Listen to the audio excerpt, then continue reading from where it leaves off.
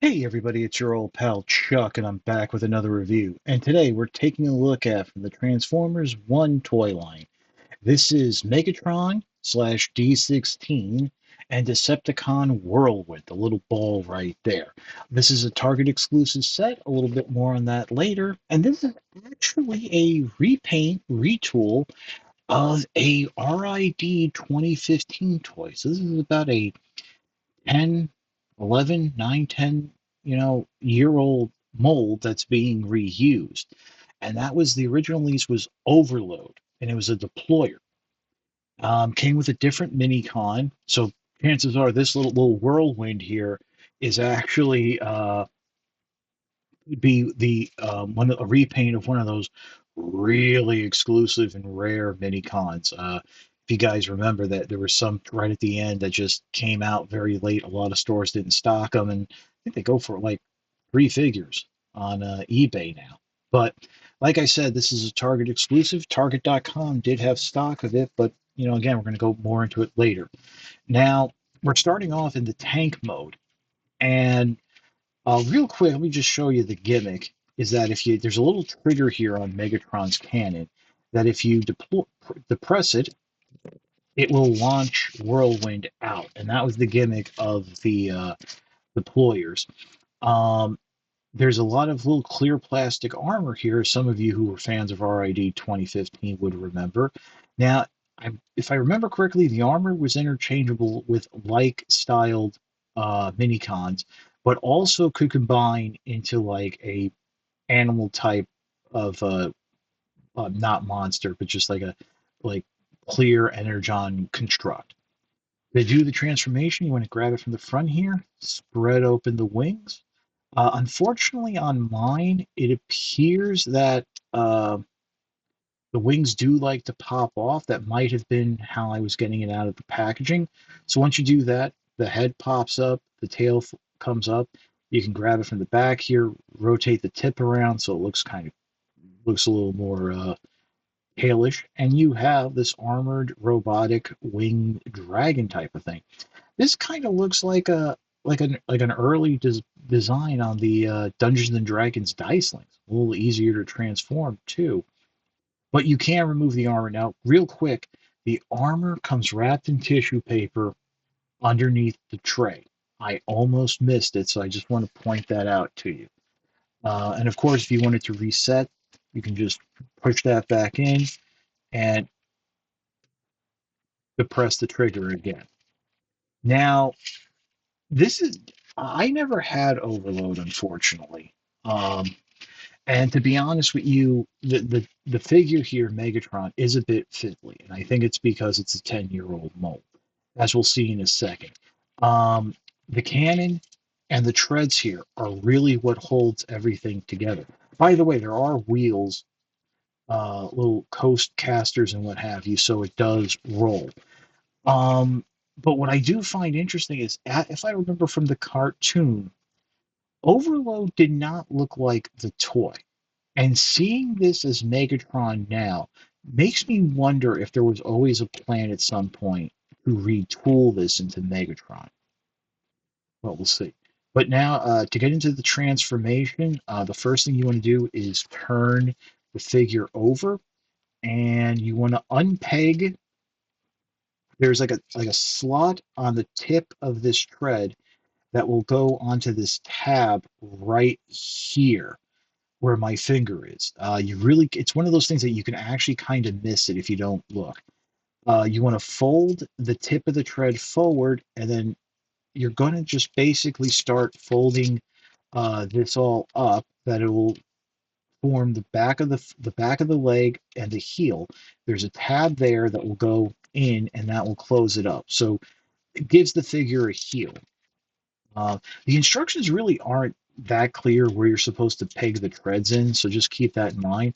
But do it again on this side, and there you go. And you're starting to get Megatron coming together.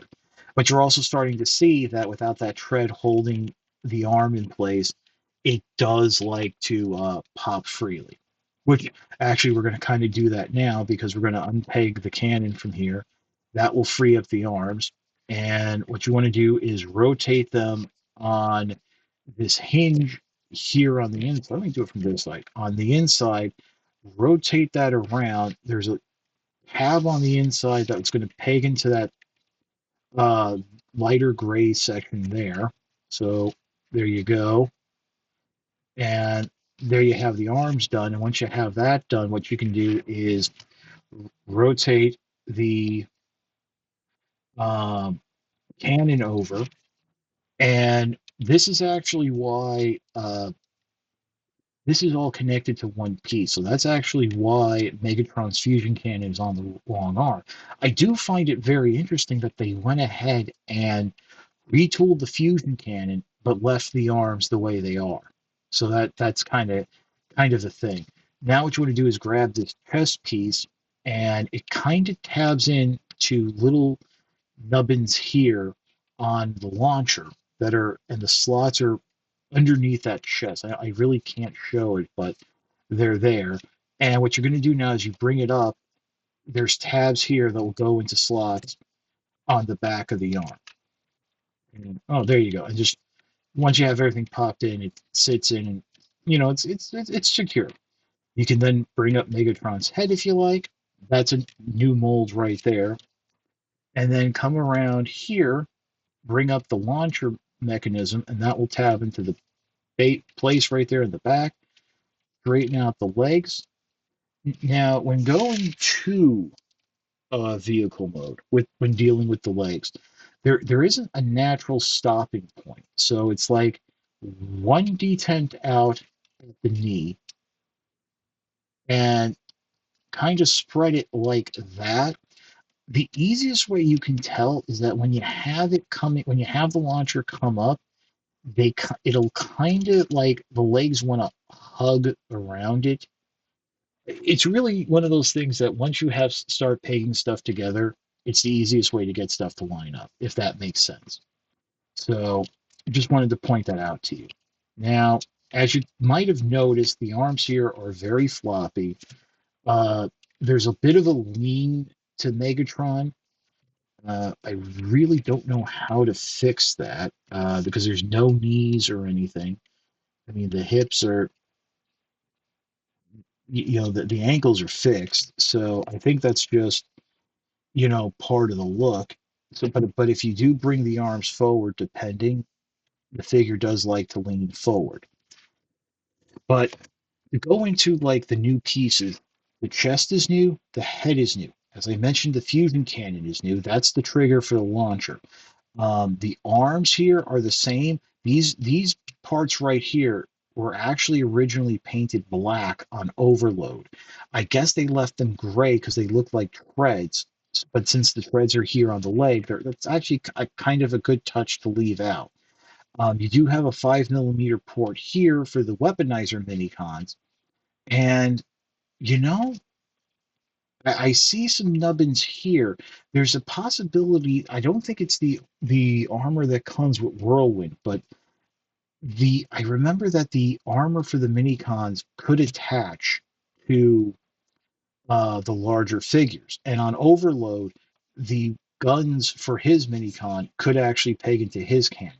I don't see anything here on Megatron that would allow any of the weapons here on Whirlwind to peg in. But let me try something here real quick. We're doing this live and hot. Pop that off. Um, See if that'll. No, you know what? No, because again, it's a different minicon. The arms are the same as Overload, so they were designed for that other minicon, which was like a crab-like creature.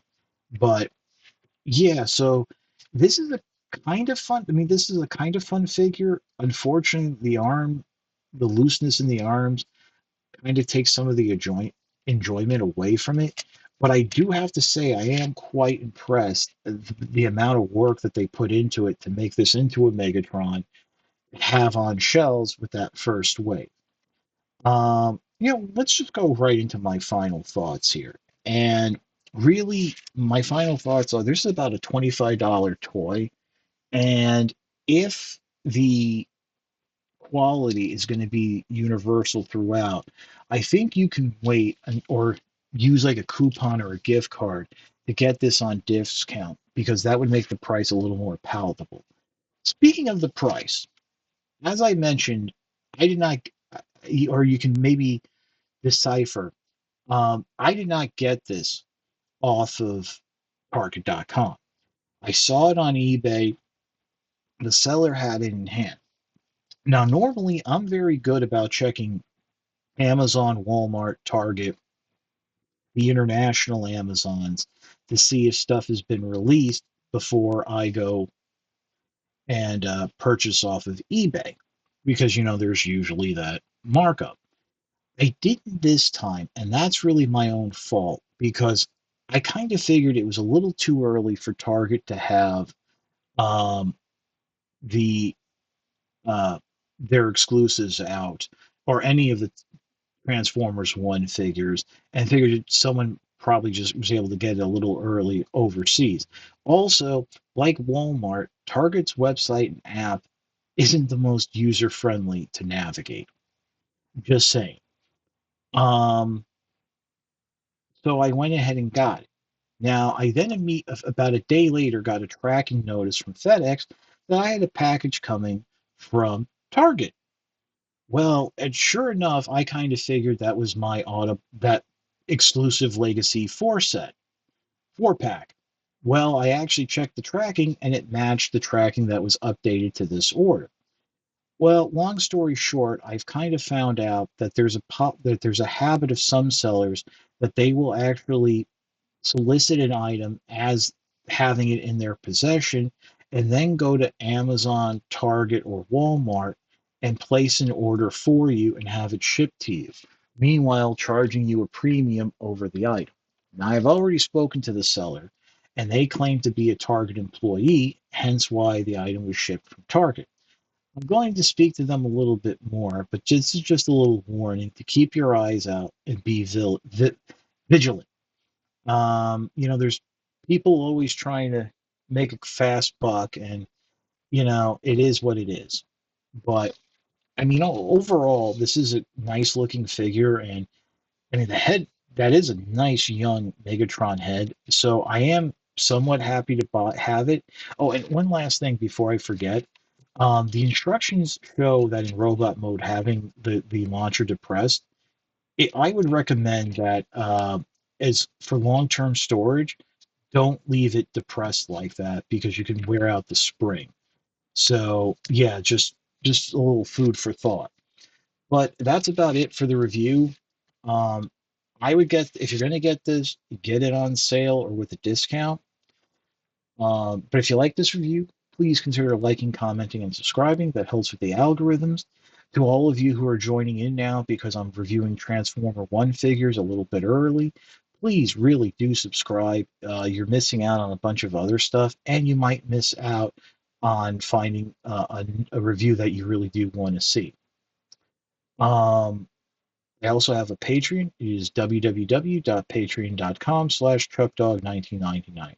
All I ask for is $1 a month, $12 a year. No thrills, no tears, no special rewards. All you're doing is helping me help you to help me help you bring figures like Megatron to you, as well as keeping up the infrastructure of the channel. But as I always say, if you can't afford $1 a month, $12 a year, your views are more than thanks enough. Patreon is just the cherry on top of an already generous Sunday, which is being able to make a little scratch off of doing the silly toy reviews on YouTube.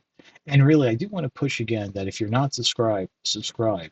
When I check my algorithms, anywhere between 83 to 87% of my views come from people who aren't subscribed. And that really affects my algorithms, having my channel promoted, and just getting stuff out there. So that's about it. Once again, this is your old pal Chuck for Megatron D-16, which, by the way, the D-16, that was its original Japanese designation in the original Transformers line. I'm sure most of you know that. And Minicon Whirlwind, we will see you next time.